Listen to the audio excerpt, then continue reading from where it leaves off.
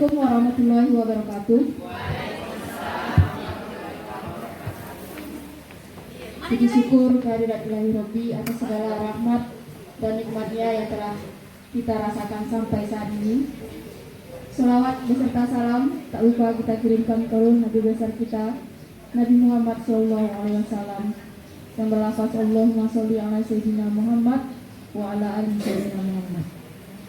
Yang sama-sama kita hormati Bapak Kepala Sekolah SMP Negeri 1 Rau beserta wakil.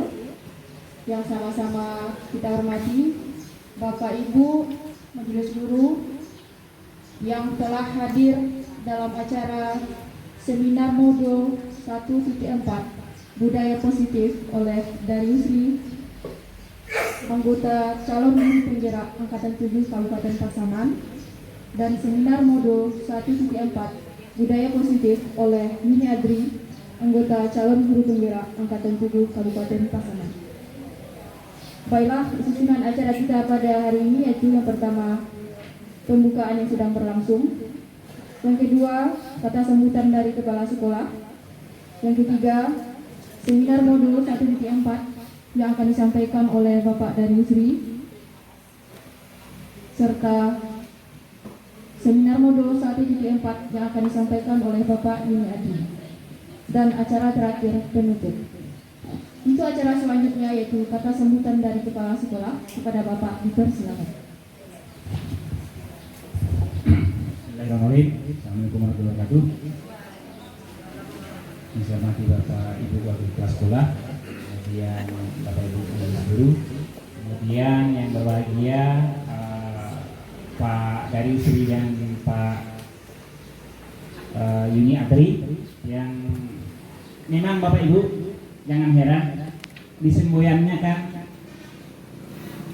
setiap kata ada geraknya. Jadi jangan heran kalau Pak DU dengan taat tidak bergerak terus. Nah, jadi baik Bapak Ibu, salawat dan salam marilah kita hadiahkan pada Rasulullah Nabi Sallallahu Alaihi Wasallam. Dengan lapas Allahumma sholli ala sayyidina Muhammad wa ala sayyidina Muhammad. Kegiatan ini Bapak Ibu, kegiatan pembukaan ada semacam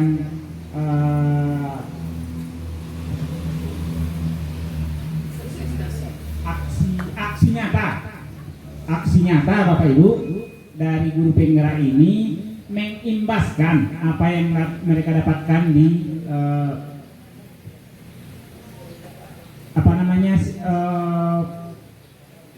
di kelas diklat, walaupun secara webinar atau secara langsung tatap muka dengan PP-nya. Jadi ini adalah salah satu kegiatan mereka, dan real Bapak Ibu, ini lintas kurikulum. Kita kan sudah masih kurikulum 2013, untuk apa kegiatan-kegiatan seperti itu? Dan ini temanya ini adalah tema lintas kurikulum. Artinya kompetensi di kurikulum apapun kita, kompetensi ini seharusnya sudah ada sama kita, tetapi kita tidak tahu. Kan itu yang menjadi penyebabnya. Kita jalani terus, tetapi kita tidak tahu itu namanya budaya positif. Tiap hari kita laksanakan. Jadi untuk itu harapan kita, rekomendasi dari kegiatan ini adalah setelah seminar nanti, pada pertemuan berikutnya kita akan tindak lanjuti seperti apa budaya positif itu kita buat di sekolah ini. Terima kasih kita ucapkan kepada Bapak Kepala Sekolah yang telah memberikan sambutan di hadapan kita semua. Acara selanjutnya yaitu seminar modul 1.4 yang akan disampaikan oleh Bapak Yuni Adri. Kepada Bapak Yuni Adri dipersilakan. Assalamualaikum warahmatullahi wabarakatuh. Selamat siang Bapak-bapak dan Ibu-ibu yang berbahagia dan yang cantik-cantik di kelas saya ini. Alhamdulillah. Baik, pertama sekali mari kita bersyukur kepada Allah Subhanahu wa taala yang mana pada siang ini diberikan kesempatan kepada kita untuk bersama-sama hadir di ruangan kelas 91 ini mengikuti serangkaian acara yang kami adakan, yaitu diseminasi tentang budaya positif, di mana ini merupakan suatu tugas kami untuk berbagi kepada rekan-rekan sejawat di SMP kita ini terkait dengan modul 1.4 pendidikan guru penggerak tahun 2022. Jadi pada kesempatan ini kami akan menyampaikan beberapa hal yang terkait dengan budaya positif. Selanjutnya selawat pendidikan salam kepada ruh junjungan kita Nabi Muhammad SAW. Allahumma sholli ala Muhammad wa ala ali Muhammad. Bapak dan Ibu, di sini saya sampaikan moto, walaupun beberapa poin yang saya sampaikan, saya bertekad untuk menyampaikannya.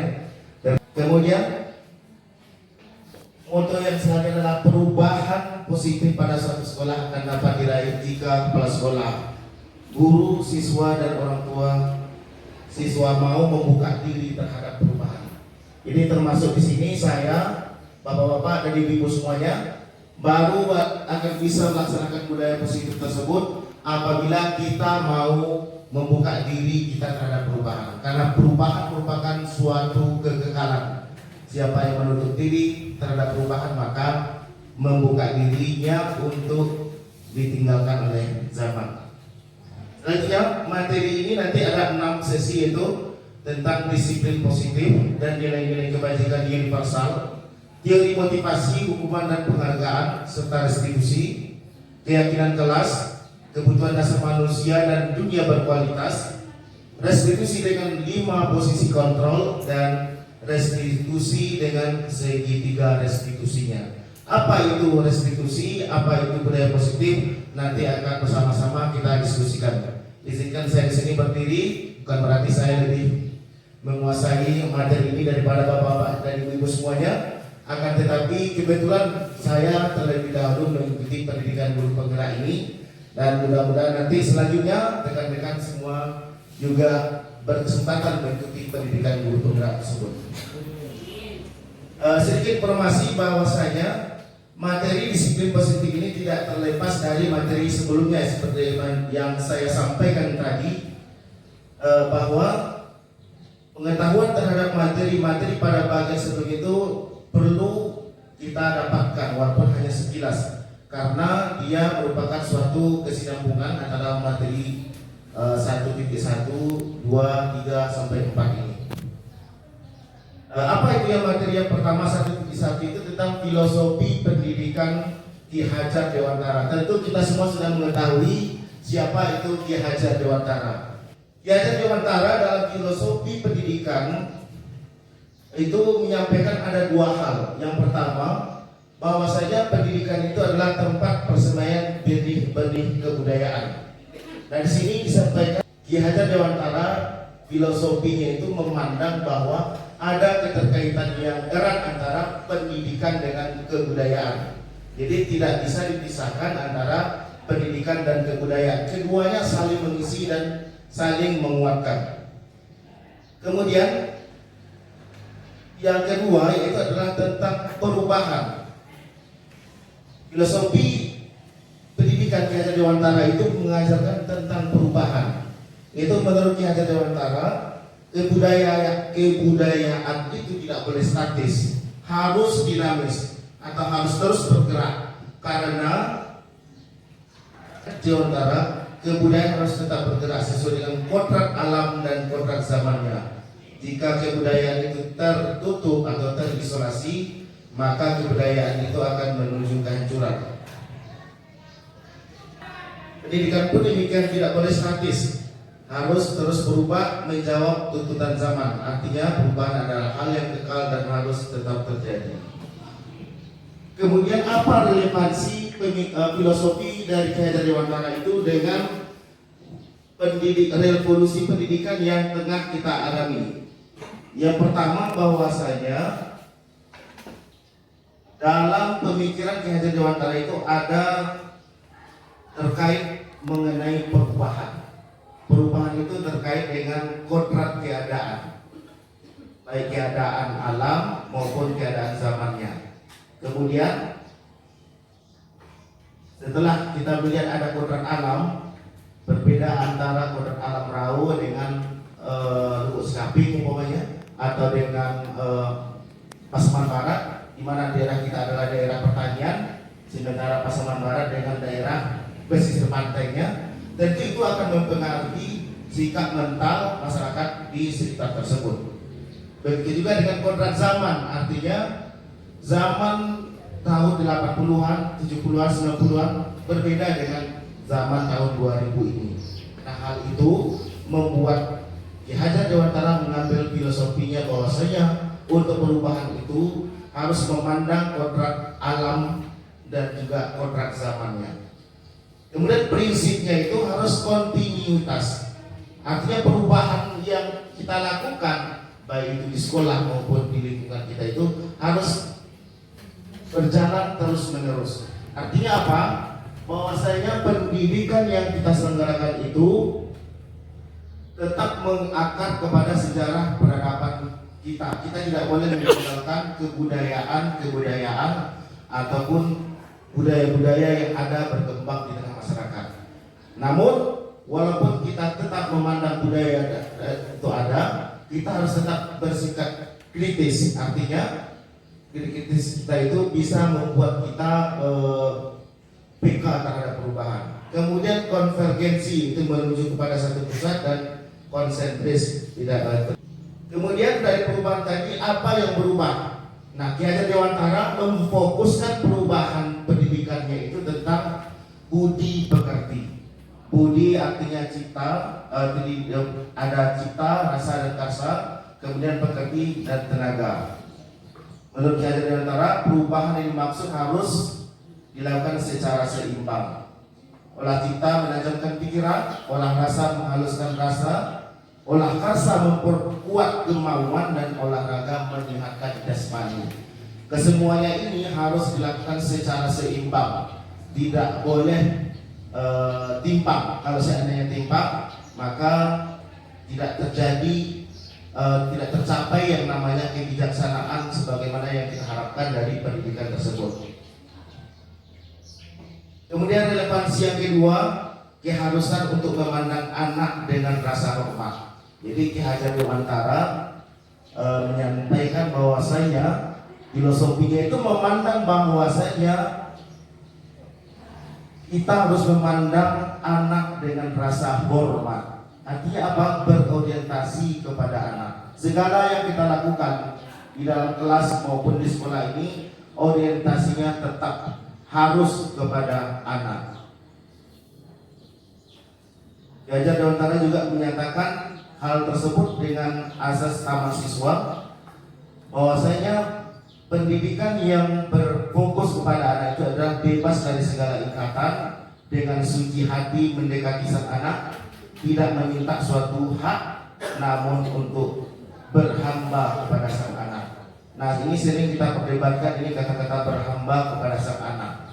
Namun hal itu hanya sebuah analogi. Berhamba itu bukan berarti seperti kita berhamba kepada pencipta kita, tapi merupakan suatu analogi yang membuat kita harus berorientasi kepada anak dalam menyelenggarakan pendidikan ini. Nah, di sini masuk kita pada modul yang kedua, yaitu nilai-nilai dan peran guru penggerak. Nilai itu menurut Roke dalam Abdul Ahad 2015 merupakan keyakinan sebagai standar yang mengarah pada perbuatan dan tolak ukur untuk mengambil keputusan terhadap objek dan situasi yang sifatnya spesifik. Jadi diharapkan kita semua mempunyai nilai-nilai ini yang ada 5 nilai. Yang pertama, berpihak kepada murid. Yang kedua, kita harus reflektif, artinya apapun yang kita lakukan dan siapapun yang melakukan harus senantiasa mengambil makna dari kejadian tersebut. Kemudian mandiri, artinya kita harus terus menanamkan hati kita untuk terus belajar sepanjang hayat.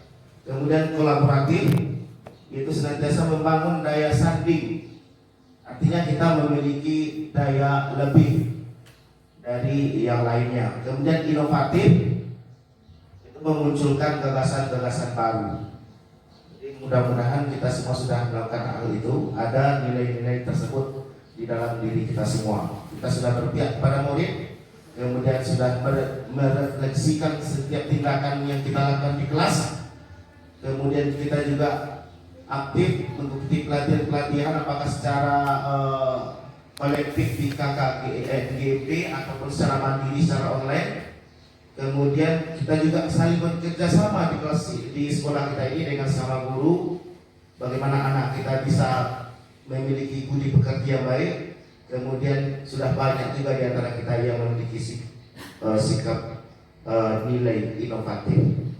Jadi tadi ada nilainya, kemudian perannya, bagaimana peran sebagai seorang guru. Kalau disingkat dengan guru penggerak, tapi secara umumnya adalah peran guru di Indonesia ini yang pertama adalah menjadi pemimpin pembelajaran.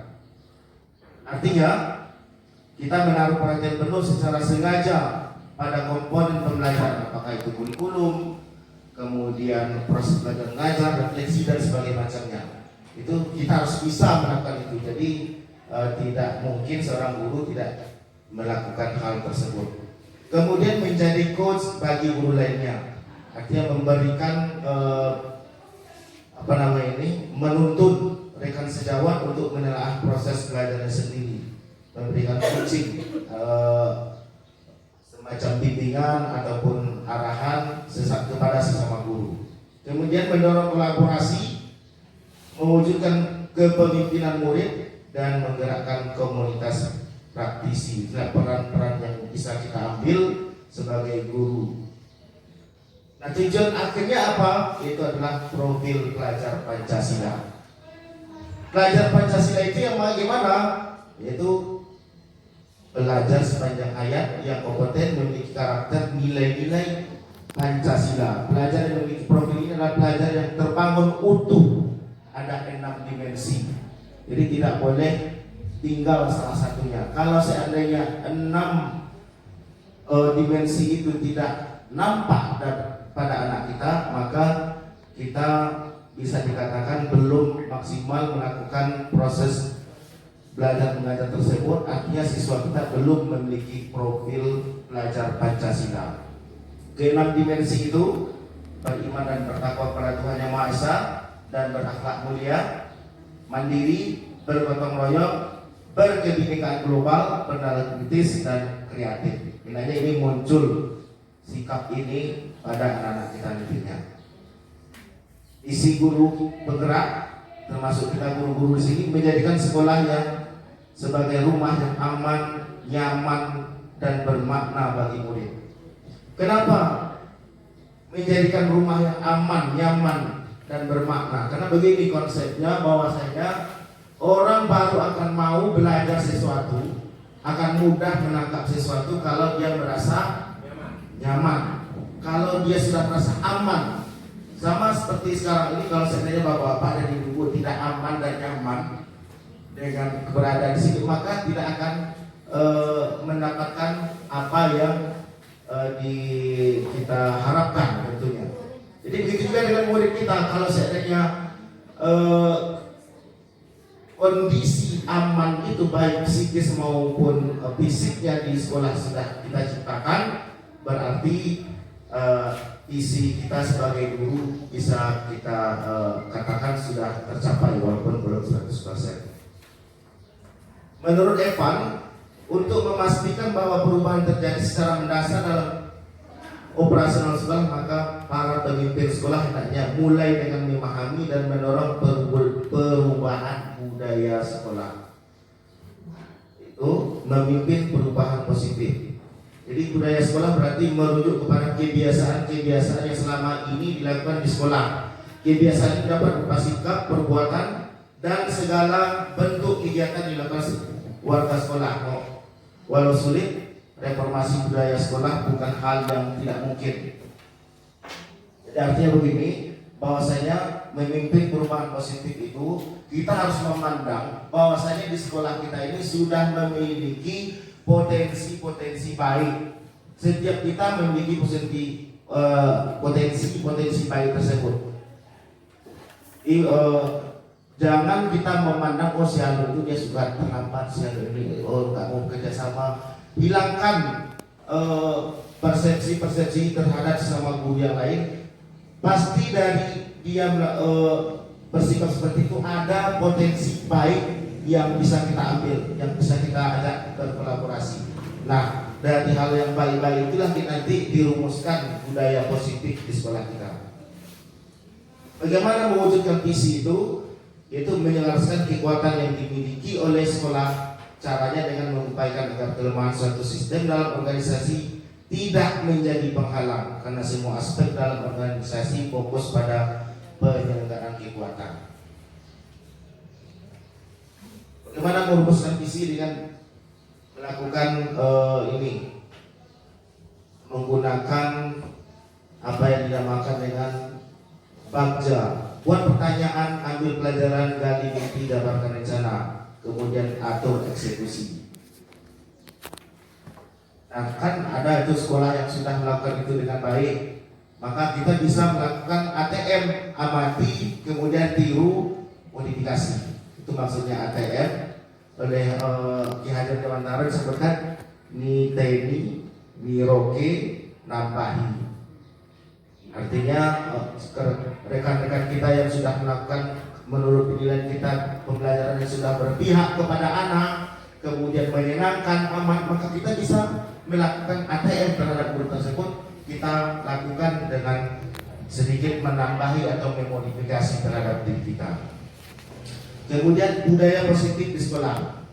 Budaya positif di sekolah ini adalah nilai-nilai atau keyakinan-keyakinan dan kebiasaan-kebiasaan di sekolah yang berpihak kepada murid agar murid dapat berkembang menjadi pribadi yang kritis, penuh hormat dan bertanggung jawab.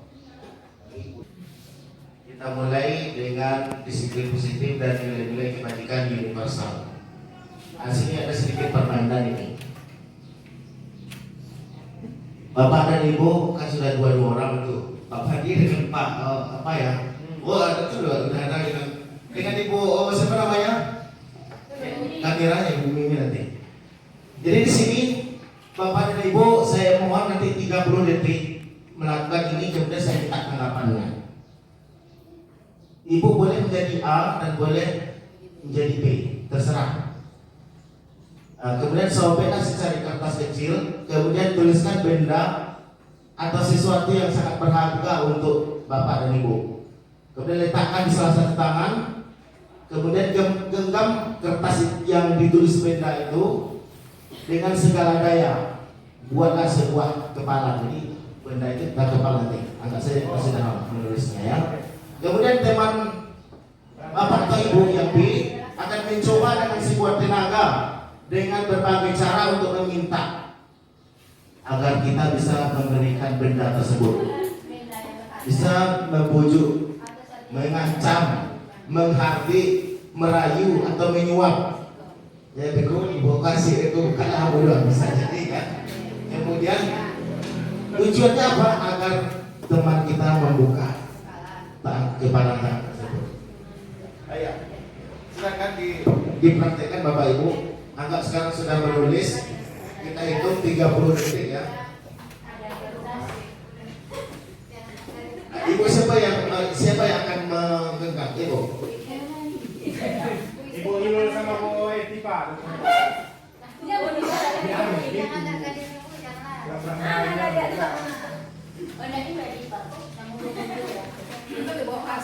Oke, Bu, 30 detik.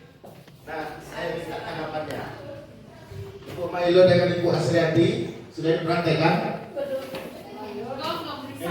Sudah. Mailo, silakan ibu-ibu yang lain juga. Nanti saya minta tanggapannya kenapa membuka dan kenapa menutup. Boleh dirayu, boleh dipaksa, boleh juga diancam.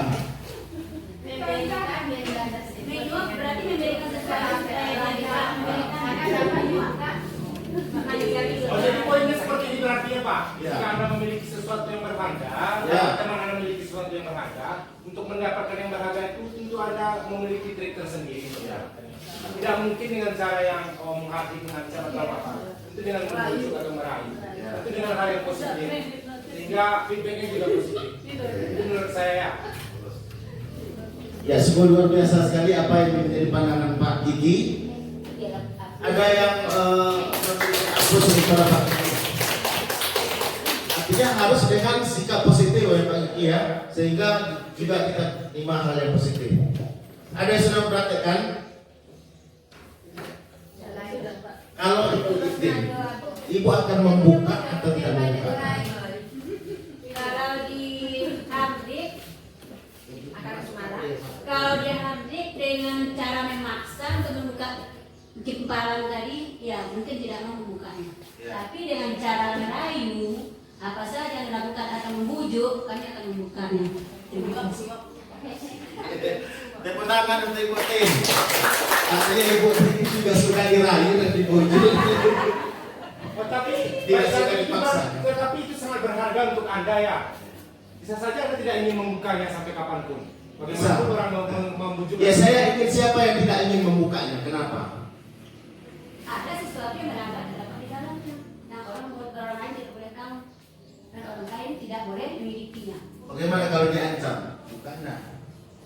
Sampai mati pun saya diperjuangkan tidak akan mau. Oke, bagus. Artinya apa? Kenapa tidak mau membukanya? Sangat berharga. Nilainya sangat berharga. Walaupun ada tekanan dari luar, namun dari dalam mengatakan ini berharga bagi saya, maka saya tidak akan membukanya. Oke, Bapak dan Ibu, di sini kita lanjutkan slide-nya. Sebenarnya permainan ini akan menunjukkan apakah Anda atau B membuka kepala tangan Anda. Tadi jawaban Pak Kiki, kalau saya dengan nilai positif, dia memintanya, membujuknya, saya akan membukanya. Tapi kalau dengan dia mengancam, menghampiri pula, tidak akan Sampai mati membuka. pun tidak akan saya berikan. Oke. Apakah Anda akan tetap menuntut? Ya, tetap menuntut tadi ya, karena berharga. Nah, dalam kegiatan ini sungguh siapa yang memegang kendali. Nah, pertanyaan nomor 3 ini sebenarnya yang perlu dijawab. Dalam kegiatan ini sesungguhnya siapa yang memegang kendali atau kontrol untuk membuka atau menutup kepalan tangan kita tadi? Yang punya kepala tangan. Yang punya kepalan tangan. Berarti diri sendiri yang mempunyai kontrol terhadap diri. Berarti sudah sampai lah materi saya ini. Artinya apa? Pertanyaan pertama yang dibuat tadi, yang pertama ini kan, apakah Anda membuka? Kemudian yang kedua, apakah Anda tetap menutup? Nah, ini bisa jadi jawabannya berbeda, bervariasi antara bersedia membuka dan yang tetap bertahan menutup kepala tangannya. Yang menjadi concern kita pada pertanyaan yang ketiga itu, siapakah yang sesungguhnya memegang kontrol, yang menutup kepala tangan atau yang berusaha dengan segala cara membuka kepala tangan rekannya? Jawabannya tentu kita sendiri yang memegang kontrol atas kepala tangan kita. Apakah kita mau membuka atau tetap menutup kepala tangan itu? Itu tergantung pada diri kita masing-masing, sesuai dengan kebutuhan dasar kita saat itu. Kalau kebutuhan dasar kita saat itu ingin membukanya, ya kita buka, gitu kan. Kalau ingin tetap bertahan menutup, tetap menutup. Intinya kontrol diri sendiri. Nah, di sini saya menyampaikan paradigma teori kontrol atau teori pilihan.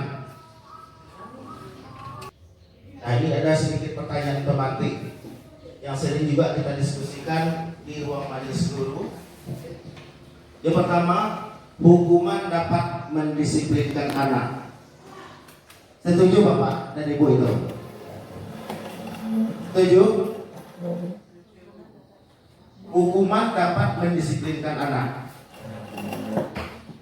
Pak Pandi setuju itu?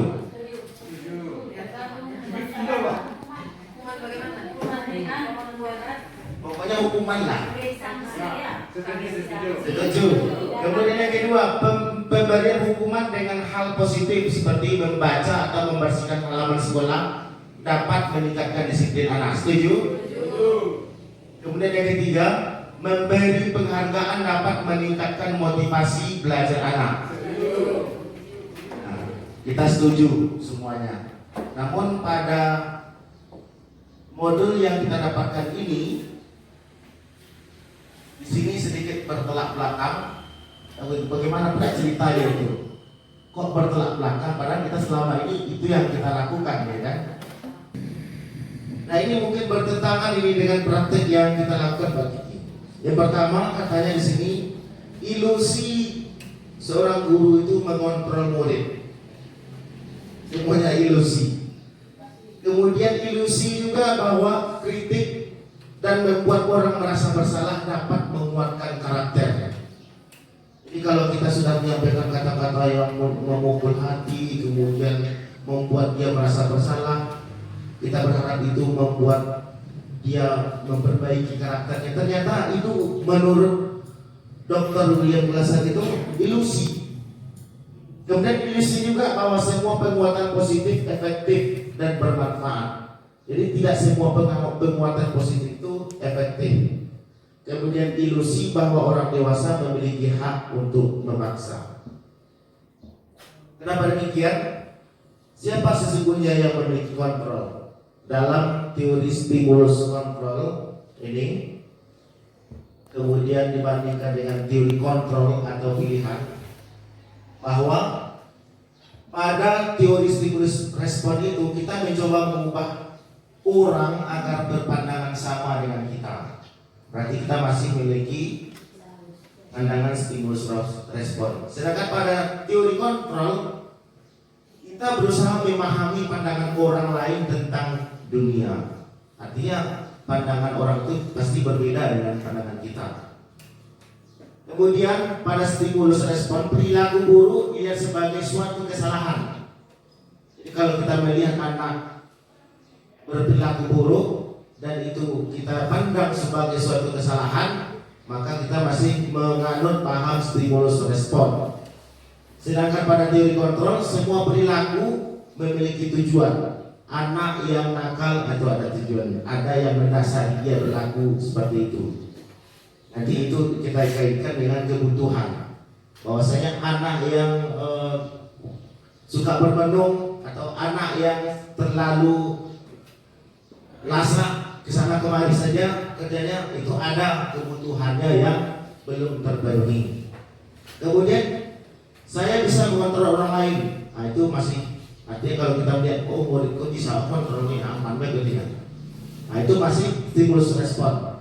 Tapi kalau seandainya kita tidak bisa mengontrol orang lain, berarti kita sudah memiliki teori tentang teori kontrol. Modal berpikir untuk stimulus respon itu menang kalah. Pasti ada kalau kita sudah berhasil menertibkan anak-anak kita satu kelas atau dua kelas, kemudian muncul dalam hati kita sudah berhasil, sudah tenang mereka, berarti kita yang menang, anak yang kalah. Sedangkan pada teori kontrol, modal berpikirnya anak menang, kita menang. Nah, ini yang agak berat. Bagaimana caranya ini kita bisa mempraktekkan teori kontrol ini? Jadi dalam disiplin positif yang kita jabarkan ini menganut teori kontrol atau teori pilihan dari Dr. William Glasser. Di sini dia menyampaikan bahwa kita tidak bisa mengontrol orang lain, hanya kita yang bisa mengontrol diri kita sendiri. Oke, makna disiplinnya belajar kontrol diri dengan menggali potensi kita agar tercapai tujuan mulia, yaitu sesuatu yang menjadi seseorang yang kita inginkan berdasarkan nilai-nilai yang kita hargai. Kemudian dia juga mengatakan semua perilaku memiliki tujuan. Ada teori motivasi nantinya. Kita lanjutkan dia bercepat. Apakah makna disiplin? Selama ini kita memandang bahwasanya disiplin itu adalah sesuatu yang harus kita terapkan dan membuat anak itu patuh, tunduk dengan disiplin yang kita sampaikan. Makna kata disiplin di sini itu artikan belajar.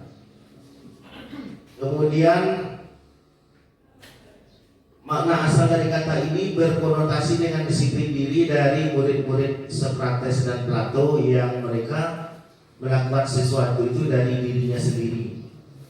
Kemudian disiplin diri membuat orang menggali potensinya menuju sebuah tujuan yang dia hargai. Namun dalam budaya kita makna kata disiplin telah berubah menjadi sesuatu yang dilakukan seseorang pada orang lain untuk mendapatkan kepatuhan. Kecenderungan umum adalah menghubungkan kata disiplin dengan ketidaknyamanan. Kamu kena hukuman disiplin. Sering kita menyatakan demikian. Bukan dengan apa yang kita hargai atau pencapaian satu tujuan mulia. Jadi disiplin itu sebenarnya kan harus datang dari dalam diri kita sendiri. Artinya kemampuan kita mengendalikan diri untuk melakukan atau tidak melakukan sesuatu. Nah, disitulah yang disebut dengan disiplin positif itu. Kalau masih dalam bentuk tekanan, berarti masih belum disiplin positif. Nah, supaya itu bisa terjadi, maka kita harus mengenal dengan namanya nilai-nilai kebajikan universal. Apa itu kebajikan universal? Ya, adalah sifat-sifat positif manusia yang merupakan tujuan mulia yang ingin dicapai setiap individu. Nilai-nilai tersebut bersifat universal, umum, lintas bahasa, suku, agama, dan latar belakang. Apa itu nilai kebajikan universalnya? Yang pertama, setiap perilaku atau perbuatan memiliki satu tujuan. Yang kedua, dengan mengaitkan nilai-nilai kebajikan yang diyakini seseorang, maka motivasi intrinsiknya akan terbangun, sehingga menggerakkan motivasi dari dalam untuk dapat mencapai tujuan mulia yang diinginkan. Nilai-nilai kebajikan yang ingin dicapai dari kegiatan kita ini adalah nilai profil belajar Pancasila sebagaimana yang kita sampaikan di awal tadi. Jadi teori motivasi perilaku manusia itu, ini manusia itu mendasari dia berperilaku ada 3 Bapak dan Ibu. Yang pertama, orang berperilaku untuk menghindari ketidaknyamanan atau hukuman. Apa yang akan terjadi apabila saya tidak melakukannya? Jadi kalau dia melakukan juga, berarti dia melakukan hal tersebut karena takut kena hukum. Jadi motivasinya masih motivasi eksternal. Kemudian yang kedua, untuk mendapatkan imbalan dari orang lain atau institusi, umpamanya kegiatan hari ini, karena nanti akan dibawa makan-makan ke ASI, maka diikutilah kegiatan ini. Apa yang saya dapatkan apabila saya melakukannya? Berarti motivasinya berarti motivasi eksternal. Nah, yang diinginkan dan kita tumbuhkan baik di dalam diri kita maupun dalam peserta didik kita adalah untuk menghargai diri sendiri. Ya, saya akan menjadi orang seperti apa bila saya melakukannya. Artinya sekarang ini bapak-bapak dan ibu-ibu di sini sudah memiliki motivasi internal, karena saya tidak ada mengiring dengan makan gasing atau nasi bungkus, atau juga kepala sekolah tidak ada memberikan ancaman untuk memberikan hukuman. Namun bapak dan ibu sudah hadir di sini barangkali karena ingin menjadi orang seperti apa bila mengetahui hal-hal yang terjadi pada hari ini. Jadi tujuan akhirnya apa? Terbentuknya artinya orang yang merdeka, gurunya merdeka dan muridnya merdeka.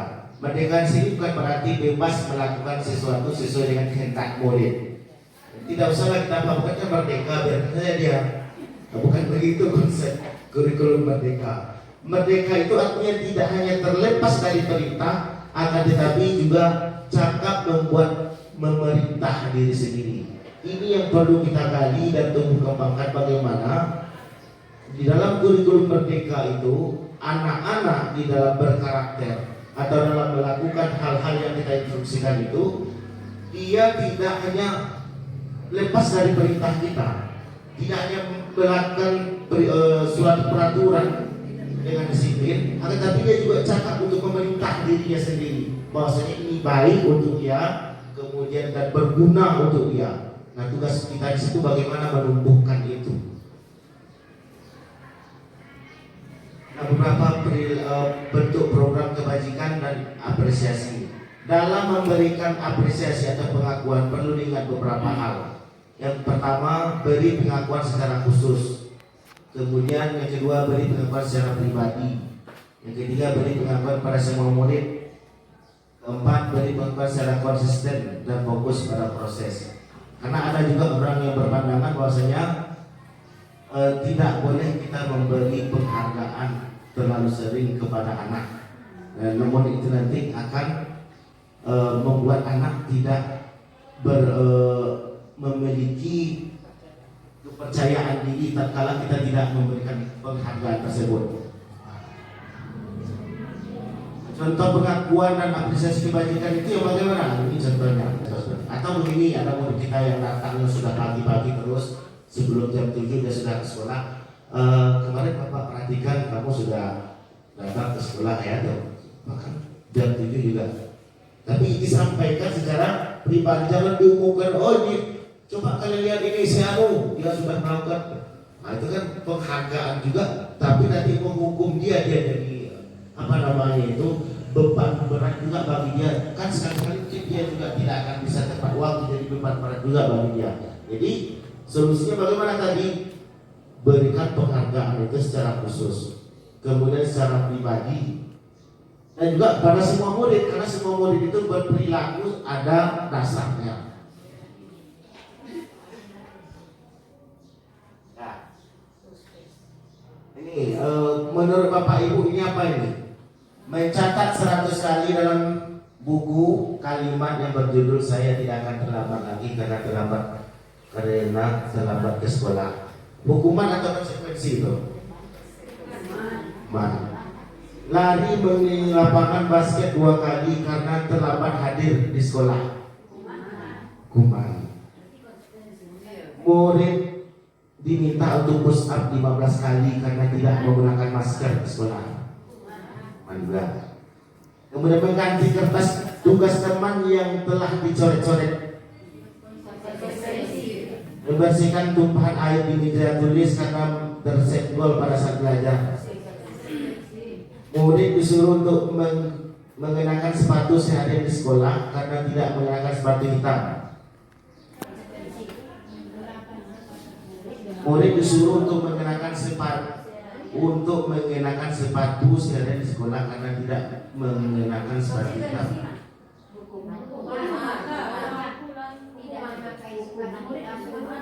Ada peraturan sekolah kita umpamanya setiap murid harus memakai sepatu warna hitam. Kemudian dia tidak memakainya, maka diberi dia hukuman atau konsekuensi dia sehari memakai sepatu itu. Lari mengelilingi lapangan basket 2 kali karena terlambat 10 menit untuk pelajaran PJOK. Hukuman.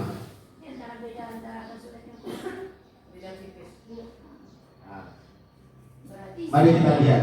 Nah, yang pertama itu hukuman, yang kedua itu lari itu juga hukuman. Murid minta pusat juga hukuman. Dan mengganti kertas tadi sudah benar, konsekuensi. Membersihkan tumpahan juga konsekuensi sudah benar. Murid disuruh untuk mengenakan sepatu sehari juga hukuman. Allahu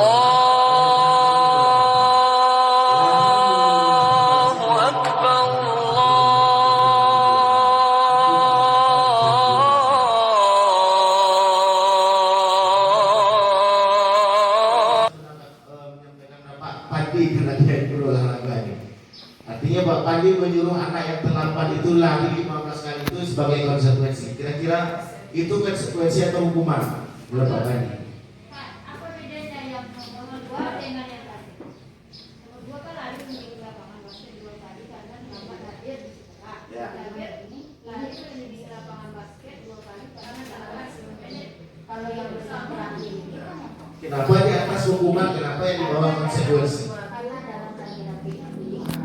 Kalau dalam pelajaran PJOK itu lari berarti kalau terlambat PJOK konsekuensinya lari. Menjawab ya. Nomor 2 itu lari mengelilingi lapangan basket 2 kali karena terlambat, itu kan hukuman.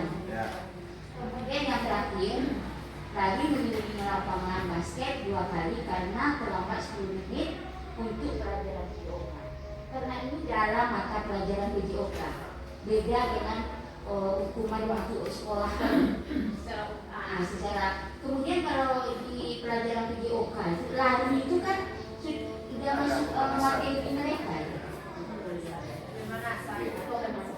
Oke, baik. Terima kasih. Tepuk tangan untuk Ibu. Jawabannya seperti yang saya disampaikan kepada kami juga seperti itu, bahwasanya untuk yang nomor 2 itu kan kita bukan guru olahraga yang menemui anak yang terlambat itu. Jadi ketika dia terlambat tidak ada hubungannya keterlambatan itu dengan dia disuruh berlari, tidak ada hubungannya. Jadi makanya dia disebut sebagai hukuman. Sedangkan yang terakhir itu karena dia kawan-kawannya 10 menit yang lalu itu akan ada pemanasan dulu ya Pak dia kalau olahraga. Kemudian karena dia terlambat, kalau dia langsung mengikuti kawan-kawannya itu dengan barangkali sudah langsung olahraga sementara belum pemanasan bisa jadi cedera nanti kan. Jadi artinya dia melakukan itu sudah melakukan suatu konsekuensi dari tindakannya untuk terlebih dahulu mengambil nilai positifnya itu pemanasan dulu. Ya kalau begitu kan muncul juga pertanyaan kita, apa itu beda konsekuensi dan hukuman yang beda tipis ya. Nah, jadi kalau hukuman itu sesuatu yang menyakitkan dan harus terjadi. Kalau sesuatu yang membuat anak menyakitkan dan harus terjadi, berarti kita sedang menghukum anak. Sedangkan konsekuensi sesuatu yang harus terjadi tidak memang dan menyakitkan juga.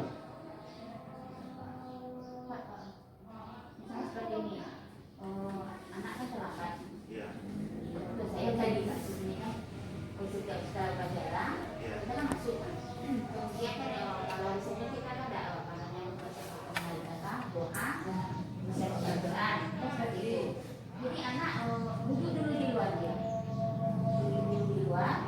Setelah itu saya absen kan, absen kemana? Oh di luar duduk dipanggil oleh temannya, bagi dia masuk. Kemudian saya suruh ke tiket, minta dulu surat apa? Surat izin untuk masuk. Kalau itu apakah itu hukuman atau konsekuensi? Konsekuensi. Ya baik. Jadi apa yang disampaikan Ibu tadi, kawan-kawan kita sudah ada yang menjawab juga, itu merupakan suatu konsekuensi. Menurut pandangan saya, kan di sini disebutkan bahwasanya sesuatu yang menyakitkan bagi anak itu disebut hukuman, tetapi harus terjadi bagi dia dan bersikap bertahannya lama dalam diri anak. Sedangkan yang konsekuensi itu memang terjadi juga ya seperti itu, tapi sudah kita sepakati dulu. Artinya disebut kalian masuk, kalau ibu sudah masuk, orang sudah mengaji, kalian tetap duduk di luar ya. Kemudian dengarkan, jangan berkeliaran. Nanti kalau mau masuk, kalau ibu sudah mengabsen, ambil dulu surat absen, surat izin masuknya. Kalau kita sepakati itu dari awal dengan anak-anak tahu bahwasanya nanti kalau dia terlambat dia akan begitu dia ya, maka itu namanya konsekuensi. Tapi kalau secara tiba-tiba saja, bahwa anak terlambat, dia bilang, oh, kamu lagi atau bersihkan WC terlambat. Nah, itu kan anak tidak tahu. Secara tiba-tiba saja kita mengerjakan perintah itu, maka itu namanya sebuah hukuman. Tapi kalau sudah disepakati dari awal, itu konsekuensi.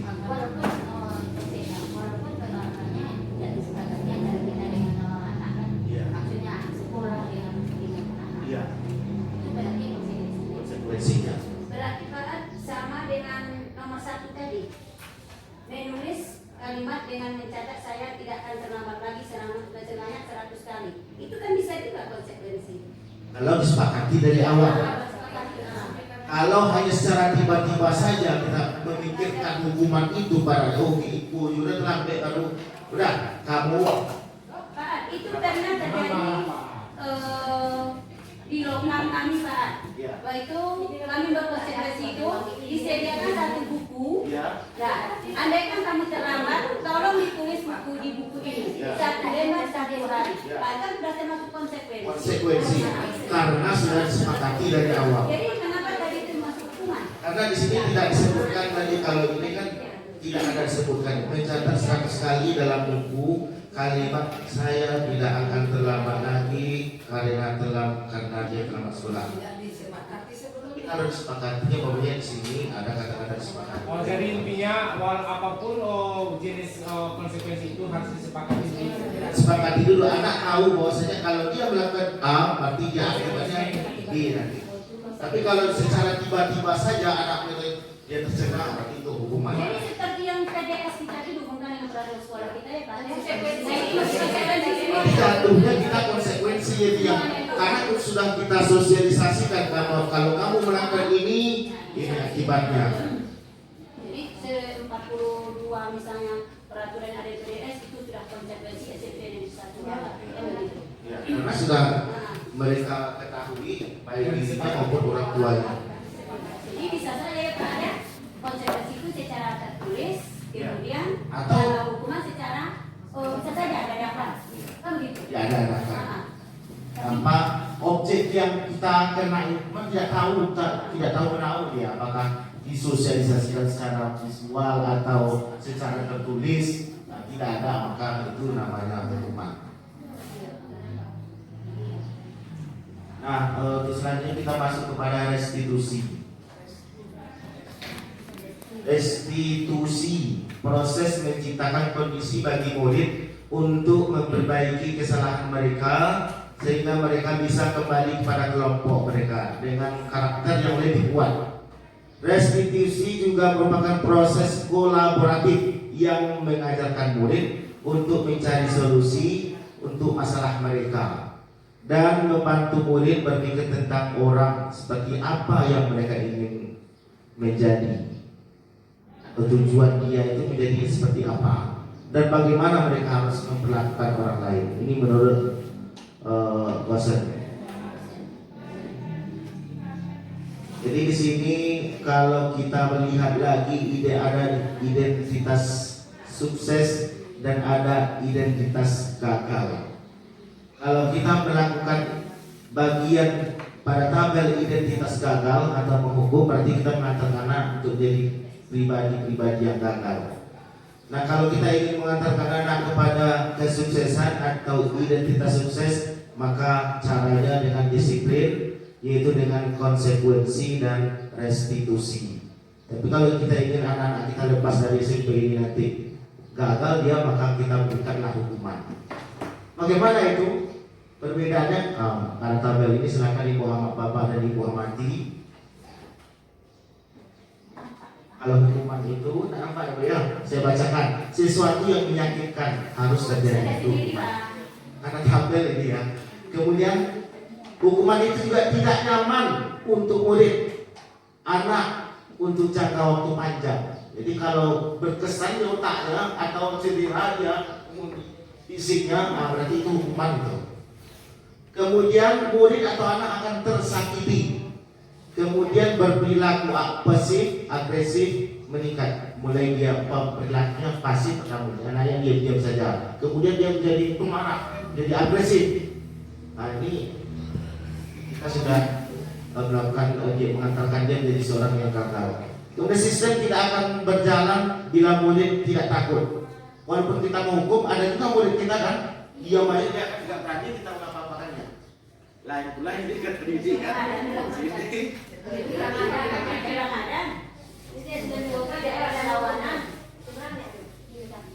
Kemudian perilaku hanya pada sebuah institusi, tidak berlanjut pada kehidupan nyata. Jadi yang kita hukum itu hanya di sini saja.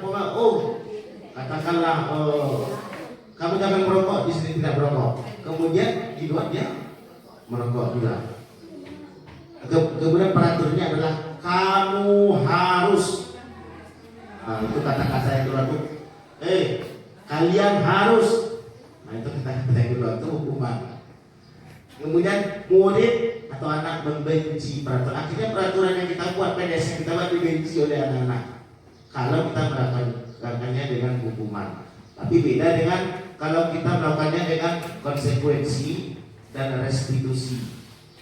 Jadi kalau hukuman itu negatif hasilnya, konsekuensi itu netral dia. Jadi kita mau yang mana, netral atau positif?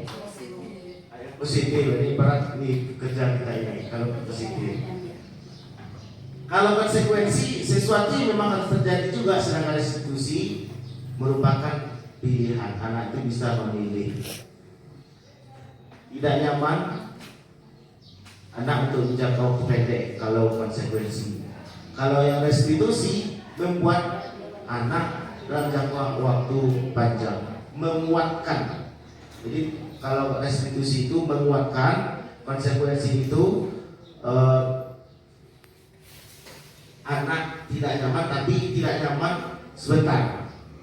Kalau yang hukuman, anak tidak nyaman tapi jangka waktu panjang. Dendam dia kepada kita, selalu diingatkan. Nah, ciri-ciri restitusi di sini ada 9. Yang pertama, bukan untuk menebus kesalahan, namun untuk belajar dari kesalahan. Yang kedua, memperbaiki hubungan. Kemudian kita memberikan tawaran-tawaran solusi. Kemudian kita menuntut untuk melihat ke dalam diri. Kemudian mencari kebutuhan dasar yang mendasari tindakannya itu. Karena dia motivasi dari anak melakukan ini pasti ada yang mendasarinya. Mungkin dia kurang kasih sayang, mungkin dia kurang perhatian, mungkin dia butuh penghargaan.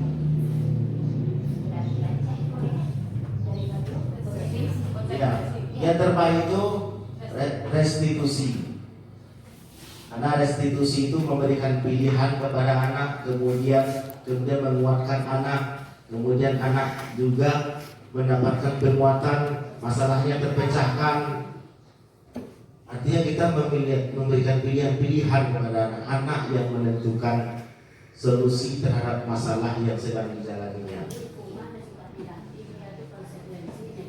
Netral dia. Tapi boleh juga kita melakukan konsekuensi ini untuk membantu identitas sukses sambil menuju ke restitusi. Karena restitusi ini butuh kerja keras dan kolaborasi yang maksimal dari institusi ini. Baik Bapak Ibu, ini yang ketiga, dan kan ada 6 lembar ketiga, ini keyakinan kelas. Banyak berarti itu? Tidak, maksudnya gitu. Poin-poinnya.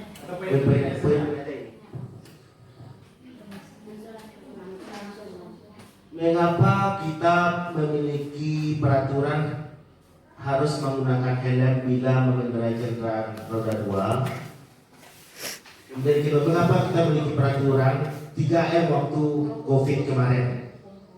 Kemudian ketiga, mengapa kita memiliki peraturan harus datang tepat waktu pada saat mengikuti pelatihan?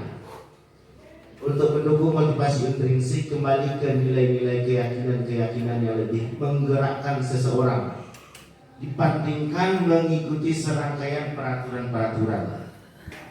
Jadi gini, menurut Bapak Ibu, tujuan peraturan memakai helm itu untuk apa? Untuk supaya taat kepada polisi atau lebih kepada keamanan? Padahal ada peraturan yang mewajibkan pakai helm. Jadi kita memakai helm itu bukan karena taat kepada peraturan atau himbauan tersebut, tapi lebih kepada keamanan dan keselamatan diri kita. Begitu juga dengan penggunaan masker, begitu juga dengan tepat waktu. Nah, yang diinginkan dari keyakinan kelas ini adalah bahwasanya ada peraturan-peraturan sekolah kita ini. Bagaimana kita menggali peraturan-peraturan sekolah itu, kita cari nilai-nilai yang terkandung di dalam itu. Pokoknya tadi kan memakai helm, apa nilai yang terkandung di dalam itu? Keselamatan, kemudian kesehatan barangkali, atau terhindar dari bahaya. Jadi nilai-nilai positif itu dinamakan dengan kebajikan universal. Artinya kebajikan yang diakui secara umum. Jadi nanti Bapak Ibu dalam membentuk keyakinan kelas bermulai dari peraturan-peraturan yang sudah kita sosialisasikan pada PBS kita, kemudian kita gali nilai-nilai universalnya, sehingga nanti terbentuklah budaya positif Ini kan ada peraturan kelas, kita olah dari keyakinan kelas, kemudian terciptalah lingkungan kita yang positif sehingga membudayalah budaya positif. Ini kalau ada dampak. Yang mana yang peraturan dan mana yang keyakinan kelas kira-kira? Ini TK Dharma Wanita yang hijau itu. Kesepakatan kelas, datang tepat waktu, mengucapkan salam, menjaga kebersihan sekolah, berdoa sebelum dan sesudah kegiatan, aktif dalam pembelajaran, tertib. Nah, itu kesepakatan kelas TK Dharma Wanita Persatuan 1. Kemudian ada lagi kesepakatan kelas di sebelah kanannya. Kami, guru dan murid yang saling menyayangi. B. Kami, murid yang semangat belajar. C. Kami, murid yang peduli dengan teman-teman. Kira-kira yang mana yang kesepakatan kelas atau keyakinan kelas menurut Bapak Ibu? Menjaga kebersihan. Menjaga kebersihan sekolah.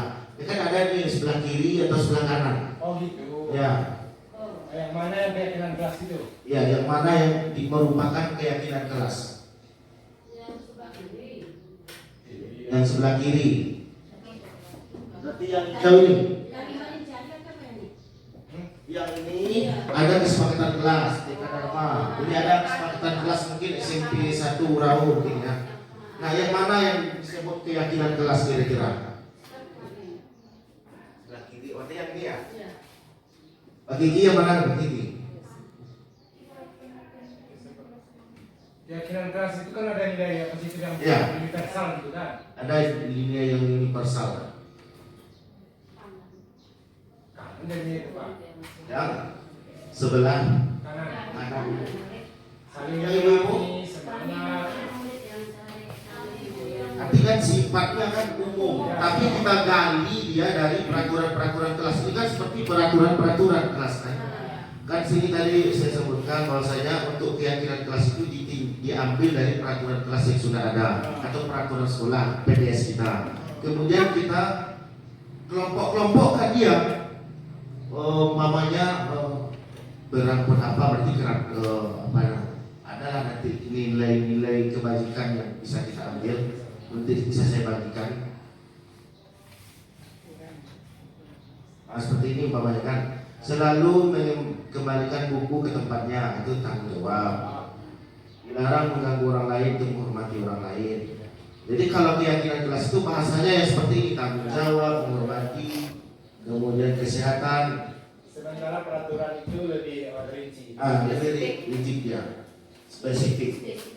Jadi keyakinan kelas bersifat lebih abstrak daripada peraturan yang lebih rinci dan konkret. Keyakinan kelas merupakan pernyataan-pernyataan universal, kemudian pernyataan keyakinan kelas itu senantiasa dibuat dalam bentuk kalimat positif. Seperti ini tadi kan.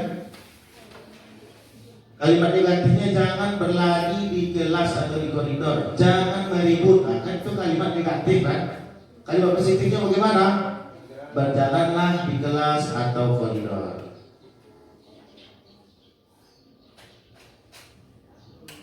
Nanti saya bagikan bagaimana prosedur membuat keyakinan kelas. Ini contoh keyakinan kelas. Ada kelas 1, kelas 5, dan kelas 7. Ini nilai universalnya hormat. Kami meyakini bahwa sangat penting untuk menghormati semua orang dan barang milik orang lain. Artinya di dalam keyakinan kelas itu tidak boleh menggunakan kata jangan atau kalimat yang negatif. Yang negatif, ya. Misalkan kalimat-kalimat yang positif. Dan di dalam membuat keyakinan kelas itu tidak perlu banyak-banyak. Bawahnya 5 sampai 7 lah paling banyak keyakinan kelas. Nanti kita cetak kan tempelkan di belakang. Di awal-awal tahun pelajaran itu diulang-ulang terus supaya tertanam di anak tentang keyakinan kelas. Supaya apa? Dengan adanya keyakinan kelas kita bisa melakukan segitiga restitusi nantinya. Nanti ada video segitiga restitusinya. Jadi tadi ini ada yang kebutuhan dasar manusia. Jadi kan anak orang berperilaku kan ada dasarnya Bu ya. Bisa jadi karena dia kurang kasih sayang dan rasa diterima. Bisa jadi dia karena perlu penguasaan dengan jadi orang bakat kan. Dia perlu penguasaan. Bisa jadi dia perlu kebebasan karena rumahnya terkekang terus. Bisa jadi dia memerlukan kesenangan atau yang paling mendasar itu bertahan hidup. Jadi ada anak kita ini yang berperilaku yang agak-agak negatif, maka sebenarnya tujuan kita mencari apa dasar dia berperilaku tersebut. Jadi ini sudah 5 posisi kontrol.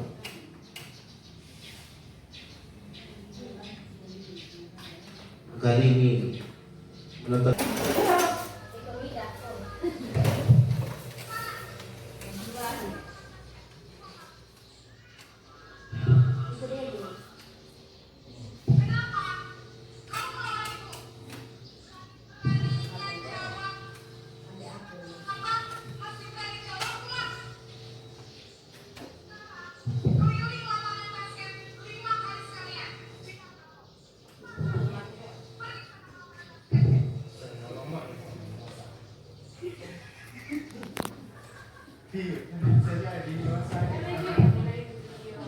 berarti zakat ini sudah coba nih.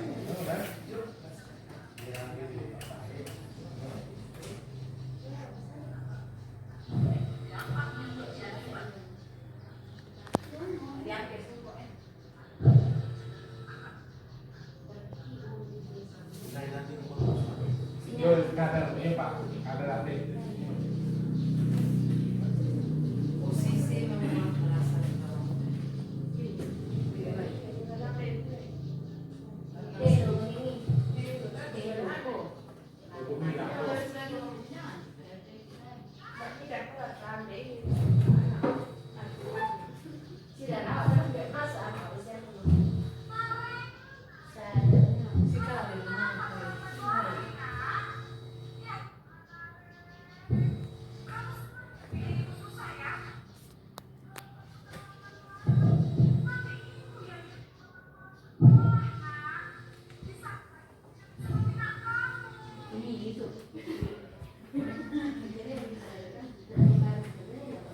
Ini gurumu sih, itu muridku sih.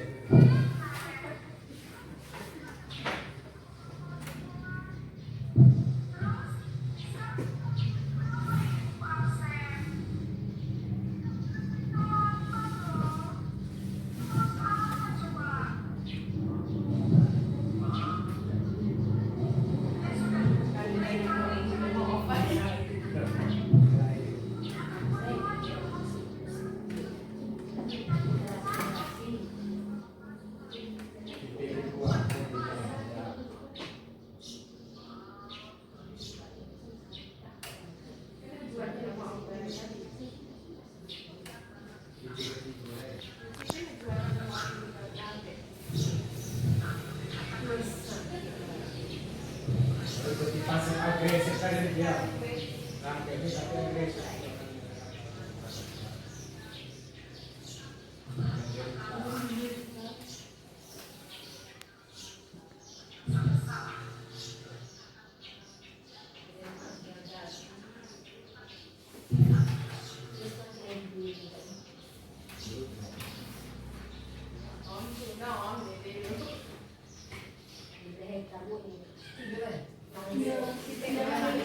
Kasih sejaga. Bercara perlakuan dulu.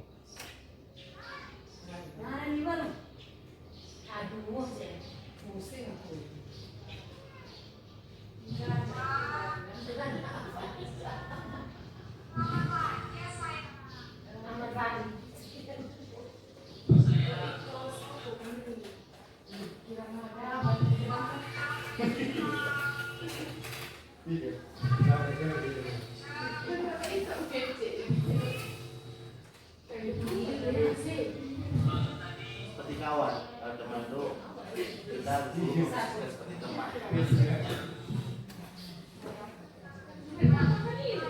Tambah mendekat sebagai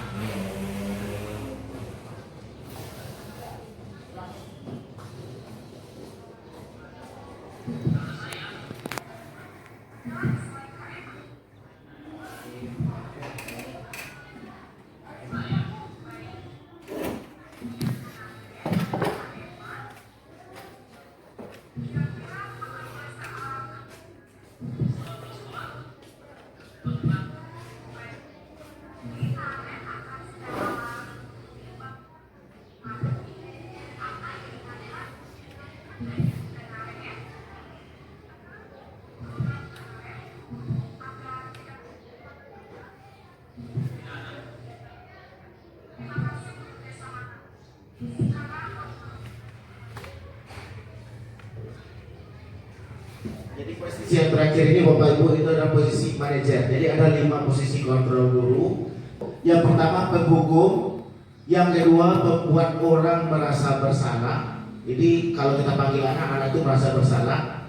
Ini disebut dengan identitas gagal. Sedangkan identitas berhasil atau identitas sukses itu kalau kita memposisikan diri kita itu sebagai kontrolnya sebagai teman dan pemantau. Dan yang paling bagus itu atau identitas sukses adalah identitas sebagai manajer. Bagaimana cara-cara atau kiat-kiat tahapan dalam sebagai manajer, teman atau pemantau ini nanti akan saya berikan di grup. Silakan kita untuk mendalami dan memahami. Dan yang paling terpenting adalah setelah kegiatan ini bagaimana Bapak dan Ibu terutama yang wali kelas, tidak tertutup kemungkinan guru mapel juga, untuk mencoba nanti membuat keyakinan kelasnya masing-masing. Karena kan semua acuannya kan dari keyakinan kelas. Jadi ada peraturan, kita ambil peraturan dari PDS, kita bawa ke kelas kita, lalu kita ajak anak-anak kita itu memilih peraturan-peraturan yang mana yang akan diterapkan di sekolah. Kemudian setiap anak mencurahkan pendapatnya. Setelah itu kita kelompokkan berdasarkan nilai-nilai universalnya dan kita pilihlah nilai universal itu menjadi 5-7 keyakinan kelas kita. Sehingga dari keyakinan kelas itu nanti kita mempraktekkan 5 posisi kontrol yang 3, 4 atau 5, itu sebagai teman atau pemantau atau sebagai manajer. Asalkan jangan sebagai penghukum atau pembuat merasa bersalah. Dan juga dengan adanya keyakinan kelas itu nanti kita menyelesaikan masalah anak dengan segitiga restitusi. Nanti akan saya bagikan bagaimana teknis dari langkah-langkah tersebut di grup kita. Barangkali demikian, kalau ada pertanyaan disilakan. Kalau tidak, karena roh 11 sudah selesai dan pergi entah kemana. Kita ucapkan alhamdulillah dan terima kasih kepada bapak-bapak dan ibu-ibu semuanya yang sudah berpartisipasi aktif di acara kita ini. Mari kita berdoa bersama.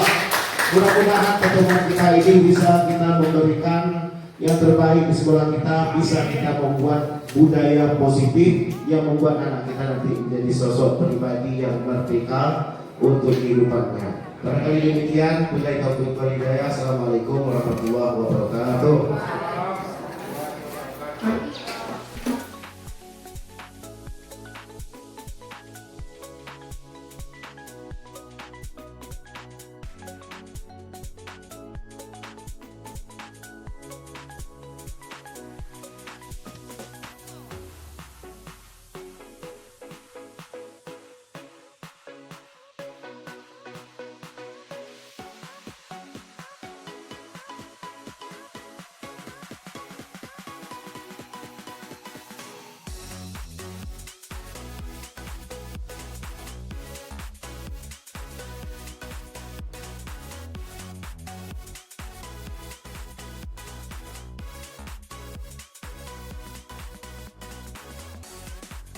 Nah, Pak Sawil ya, Sawil apa namanya tempatnya? Sawil dan lupa Bahri. Ya. Oke. Bapak mendengar laporan dari kemarin sepulang sekolah ada kejadian, katanya ada perkelahian antara Sawil dengan Bahri. Betul gitu? Ya, Sawil. Kira-kira bisa diceritakan mulai dari Sawil dulu gimana masalahnya?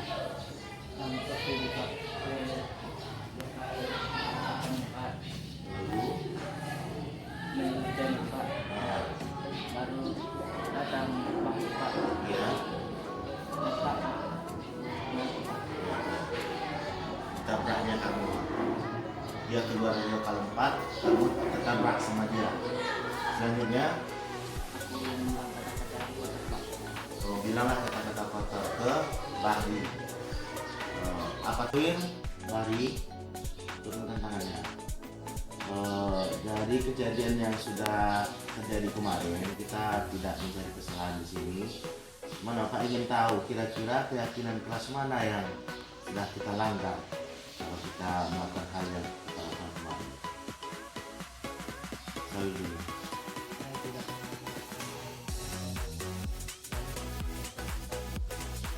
Artinya Sawil tidak melanggar keyakinan kelas untuk menghargai teman, menghargai orang lain, dan mencintai sesama. Kalau Bahri, keyakinan kelas apa yang kira-kira kita langgar? Iya, artinya kita harus saling menghormati. Ya, ada keyakinan kelas yang harus kita jalankan, bahwasanya kalau kita menghargai orang lain, mencintai sesama, dan tidak menganggap orang lain